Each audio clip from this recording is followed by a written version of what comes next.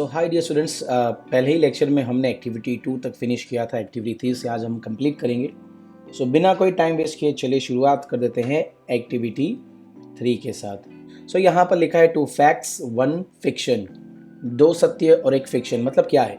The teacher divides the students in groups of 4, चार बच्चों का एक ग्रुप, रोल नंबर के हिसाब से, जैसे 1 to 4 रोल नंबर एक ग्रुप, 5 to 8 सेकेंड ग्रुप, और उनको रैंडमली चीट्स यूज़ करती है मैडम, और रैंडमली ये ग्रुप में सबको डिस्ट्रीब्यूट कर देती है। फिर उन्होंने बोला है कि स्टेप 1, स्टेप 2, स्टेप 3, स्टेप 4 और स्टेप 5 को मतलब अलग अलग स्टेप से उसको फॉलो करो। स्टेप 1 में लिखा है all group members think of 2 things about themselves that are true. आप अपने बारे में 2 सत्य चीजें सोचो, and 1 that is not. Here, as per the subject matter of the lesson, tasks can be carried out. जैसे कि students think of their own festivals, religious, community, facts and fiction. Fiction मतलब अपनी कहानी खुद बनाना, fact मतलब एकदम सत्य जो कोई चेंज कर ही नहीं सकता है। सो स्टेप 1 में ग्रुप मेंबर को जो 2 सत्य हो और एक अपने दिमाग से कहानी बनानी है। स्टेप 2 में ये है 1 at a time, each student tells group mates and 3 self-descriptive statements without saying which is fiction and which are facts. For example, I come from Kerala, I fly kites on Uttarayan, we prepare many dishes on this day. ये 3 sentences बोले जिसमें 2 सत्य थे और 1 sentence था जो था fiction, बनाया हुआ खुद। जैसे कि मैं केरला से, वो सत्य है। उत्तरायण में काइट चकाता, वो सत्य है। We prepare many dishes on this day, ये सत्य हो भी सकता है और नहीं भी हो सकता, फिक्शन है। अपने आप सोच के बनाया तो ये काम करना है। स्टेप 3 में लिखा है group mates ask questions to try to figure out which statement is fiction. Question पूछो, जैसे कि where is Kerala situated, which is their major festival, do they fly kites. ये सब चीजें पूछो और फाइंड आउट करके कौन सी चीज उसने सत्य कही है और कौन सी चीज उसने फिक्शन बना के बोली है। स्टेप 4 में लिखा है group mates work together to guess which statement is fictitious and give reasons for their guesses. मतलब क्लासमेट को साथ में मिलकर काम करना है कि यार ये 3 में से 1 सेंटेंस इसका फिक्शन था, तो फिर डिस्कस करो और रीजन पूछो कि भाई ये स्टेटमेंट उसने ऐसा क्यों कहा, उसका रीजन क्या है, ये बोलने के पीछे उसका रीजन क्या है। Step 5, group mates share with the class something interesting they learn about each of their group members. So group members एक दूसरे से जब ये एक्टिविटी करेंगे तो कुछ ना कुछ नया जरूर सीखेंगे। यही चीज़ आपको क्लास के सामने आके अपने क्लासमेट्स के सामने डिस्कस करना है, इसमें कोई शर्माने वाली बात नहीं है। एक्टिविटी 4 की तरफ आगे बढ़ते हैं और लिखा है डिशेस के बारे में ही है कि जो मेन टेक्स्ट मतलब मेन जो चैप्टर था हमारा जिसमें अ वैरायटी ऑफ डिशेस ये दिया हुआ है। Please note that a singular word is used to describe a number of persons. एक singular word नोट करो कि एक सिंगल वर्ड दिया है variety of dishes जिसमें डिस्क्राइब करता है a number of person और a thing taken together। जब एक साथ में किसी झुंड को लेते हैं, जैसे group of people, group of birds, group of animals, तो उनके लिए एक शब्द यूज करते हैं जिसे हम कलेक्टिव नाउन्स कहते हैं। ये ग्रामर टॉपिक है बच्चों। एक नेक्स्ट पेज पे हमारे पास बहुत सारे कलेक्टिव नाउन्स है, सारे मिक्सड अप है। मैंने इसके आंसर्स आपके लिए ढूंढ के रखे, बट आप लोगों को ग्रुप में पैर में ढूंढना है इसको और लिखना है। चलिए दिखा देता हूं मैं आपको। सो आप देख सकते हैं सूटेबल कैटेगरी के हिसाब से ये जितने भी वर्ड्स आपको यहाँ पर दिख रहे हैं ये सब के सब क्या है, ये सब के सब आपको यूज करने नीचे यहाँ पर, और इसकी सही पैर बनानी है। जैसे कि यहाँ पर पीपल के रिलेटेड कौन से वर्ड्स यूज होते हैं, जैसे अ क्लास ऑफ स्टूडेंट्स, स्टूडेंट्स का तो क्लास ही होता है। अ कॉयर ऑफ सिंगर्स, सिंगर्स का जो ग्रुप होता है जब साथ में गाता है उसे बोलते हैं कॉयर। इसके बाद नेक्स्ट है सोल्जर्स के बारे में लिखा है, तो ग्रुप ऑफ सोल्जर्स को बोलते हैं अ क्रू ऑफ सोल्जर्स। जो म्यूजिशियन होते हैं उनकी जो पूरी गैंग होती है उसको बोलते हैं बैंड ऑफ म्यूजिशियंस। आपने देखा होगा कई पार्टियों में। थीव्स, चोरों के ग्रुप को बोलते हैं गैंग ऑफ थीव्स। सोल्जर्स के ग्रुप को बोलते हैं अ रेजिमेंट ऑफ सोल्जर्स।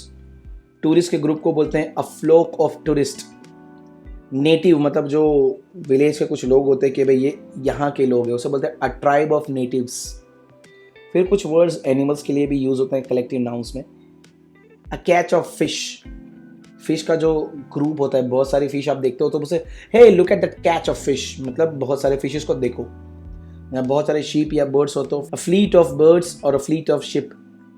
उसके बाद है फिश के लिए दूसरा वर्ड है, फिश के ग्रुप को सेकेंडली बोलेंगे होल ऑफ फिश।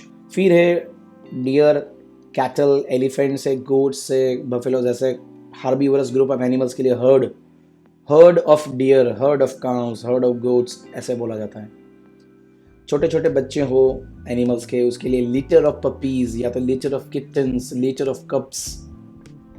मधुमक्खियाँ, उंदर, एंड्स, बीज, ये छोटी छोटी एनिमल्स के लिए स्वॉर्म, ये वर्ड होता है। स्वॉर्म ऑफ बीज या तो swarm of ants, swarm of rats या तो स्वॉर्म ऑफ फ्लाइज। ऑक्सन हो, डॉग्स हो, हॉर्सेस हो, उनके ग्रुप के लिए a team of horses, a team of ducks, a team of oxen, ये वर्ड्स यूज होते हैं। और डॉग्स का जो ग्रुप है उसके लिए अ कैनल ऑफ डॉग्स। सो ये एनिमल्स के लिए होंगे। कुछ चीज़ों के लिए वर्ड्स जैसे कि अ गैलेक्सी ऑफ स्टार्स, जब आप आकाश में देखते हो स्टार्स को तो उसे बोलते हैं गैलेक्सी ऑफ स्टार्स। वुड के बहुत सारे वुड पड़े हुए हैं, उसके ग्रुप को बोलेंगे अ स्टैक ऑफ वुड। पता है वुड्स को इकट्ठा बांध के रखते हैं, बहुत सारा वुड आपके गोडाउन में पड़ा हुआ है या तो घर के बाहर, उसे बोलेंगे स्टैक ऑफ वुड्स। बहुत सारी शिप्स है तो अ फ्लीट ऑफ शिप्स, ये वापस वर्ड आया फ्लीट। उसके बाद है स्टैम्प्स का कलेक्शन हो, फोटोग्राफ्स का कलेक्शन, ऑटोग्राफ्स उसे बोलते हैं an album of stamps, an album of autographs, an album of photographs. Cards, a pack of cards, card का पूरा पैक आता है। Flowers, a bouquet of flowers, a bouquet of flowers. Keys का झुमके को बोलते हैं अ बंच ऑफ कीज। पर्वत, माउंटेन्स बहुत सारे जब एक साथ होते हैं तो उसे बोलते हैं अ रेंज ऑफ माउंटेन्स। आपने हिमालयन रेंज सुना होगा। सो बच्चों ये थे सारे collective nouns. When you read some English books ये आपको नज़र आएंगे। जब भी आप कोई सेंटेंसेस बनाना चाहते हैं तो इसका आप इस्तेमाल ज़रूर करें। चलिए आगे बढ़ते हैं एक्टिविटी 5 की तरफ। सो एक्टिविटी 5 में बच्चों लिखा है वर्क इंडिविजुअली, अकेले काम करना है और एक पैराग्राफ लिखना है सिंपल पास्ट टेंस में। उत्तरायण के ऊपर, जैसे आपने उत्तरायण सेलिब्रेट कर लिया, आने वाला नहीं है, उसके बारे में लिखना है। चलिए आगे बढ़ते हैं बी की तरफ। Work in groups and fill in the blanks in the following paragraph with appropriate forms of verb in the past tense. बच्चों पास्ट टेंस का मतलब है भूतकाल, जो समय चला गया। कल आपने क्या खाया, पिया, नहाया, धोया, क्या किया, पढ़ा, वो सब समय चला गया। अभी जो आप मुझे देख रहे हैं, समझ रहे हैं, वो प्रेजेंट है, और कल क्या होगा उसे हम फ्यूचर कहेंगे। सो पास्ट टेंस में आपको लिखना है। वर्ब मतलब जो एक्शन वर्ड्स होते हैं उसको पास्ट फॉर्म में लिखना है। मे बी आप सभी को ना समझ में आए, इसीलिए आपको थोड़ा ग्रामर के टॉपिक्स भी रिफर करना ज़रूरी है। यहाँ पर इंटरेस्टिंग पैराग्राफ है फेस्टिवल्स के ऊपर। क्या लिखा है चलिए रीड करते हैं। Festivals indeed not only added colour to our routine life. मैंने एड का बना दिया, आप देख सकते हैं एडेड, सही वर्ड बनाया उसका पास्ट टेंस में, ऐड का एडेड। इसका मतलब है festivals indeed not only added colours to our life but they also rejuvenated our lives with new zest. सिर्फ कलर नहीं भरते, हमें एक नई जिंदगी, हमारे जिंदगी में एक खुशियाँ भर देते हैं, हमें उत्साहित कर देते हैं। रिजुविनेटेड का मतलब हमारी लाइफ में एक नया सा जेस्ट, एनर्जी, लव फॉर लाइफ आ जाता है, हमें मजा आने लगता है लाइफ में। फेस्टिवल्स नहीं होते तो हम उदास उदास रहते हैं, मजा भी नहीं आता है। Festivals are a means of preservation and transmission of our rich cultural heritage from generation to generation. Festivals हम क्यों मनाते हैं? अगर festivals नहीं मनाएंगे तो लोगों को राम भगवान के बारे में कैसे पता चलेगा कि हम दिवाली क्यों मनाते हैं?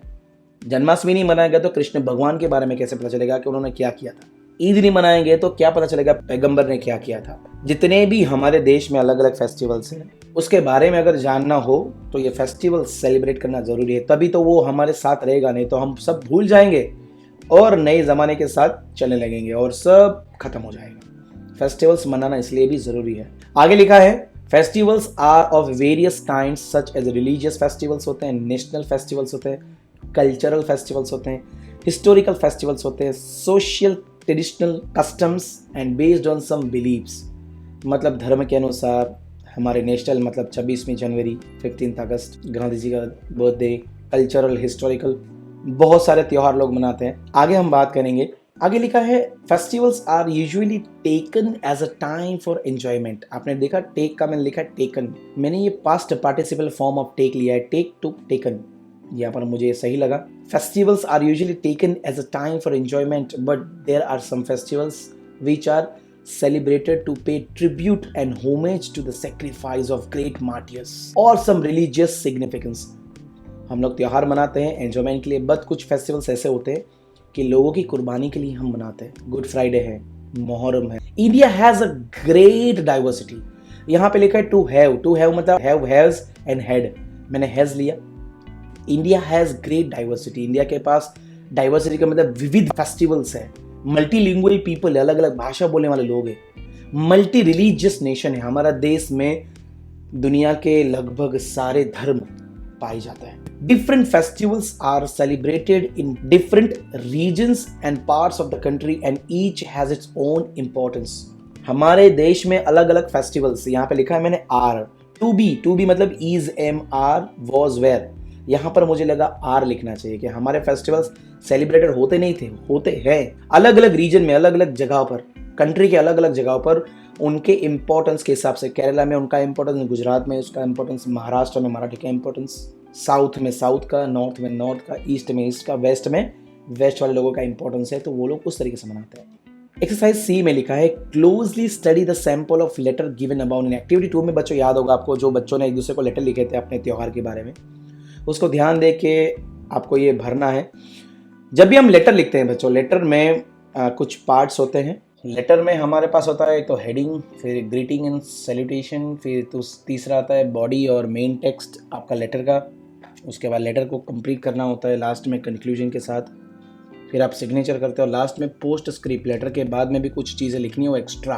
तो आगे जो लेटर में मैंने देखा था आपको दिखा दूँ मैं, आपको यहाँ दिख रहा होगा 2.1, उसे हेडिंग कहते हैं। 2.1 एंड 2.2 जिसमें हेडिंग में डेट आ जाती है, एड्रेस आ जाता है। उसके बाद सैल्यूटेशन डियर भारत 2.3, 2.4 है ये लेटर का इंट्रोडक्शन है, स्टार्टिंग बॉडी है उसका, 2.5 भी बॉडी है, 2.6 कंक्लूजन है, नेम सिग्नेचर 2.7 है, 2.8 लास्ट में एक चीज़ नहीं है, वहाँ पर आप लिखना है आप लोगों को PS पोस्ट स्क्रिप्ट जो आपको ऐड करनी है, कोई एक्स्ट्रा चीज़ लिखनी हो तो।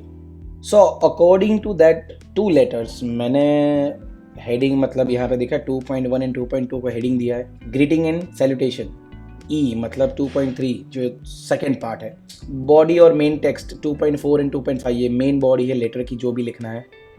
इसके बाद है B 2.67 कंक्लूजन। उसके बाद है सिग्नेचर 2.8, लास्ट में है पोस्ट स्क्रिप्ट जो हमारे दोनों लेटर्स में दिया ही नहीं है।